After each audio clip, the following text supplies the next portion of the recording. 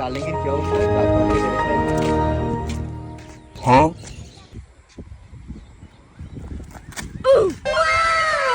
কিরা মামা, তুই 10 টাকা বলে তুই আমার দিবি না? তুই কিডা? টাকা পাইছি আমি, টাকা আমার, শর্তুই।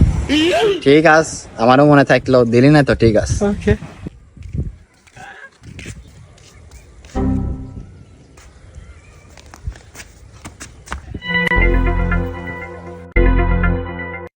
বন্ধু তানভীর, আগের 10 টাকা পাইছিলাম, চল দুজনে মিলে ভাগ করে নি, 5 টাকা 5 টাকা করে। আচ্ছা, এটাকে তো 10 টাকা বলে তখন তো দিলে না, বললাম তো দেওয়ার জন্য, যে 100 টাকা হয়েছে সেই নেওয়ার জন্য চলে আইছো। চল। ঠিক আছে, দিবি না তো? মনে থাকলো।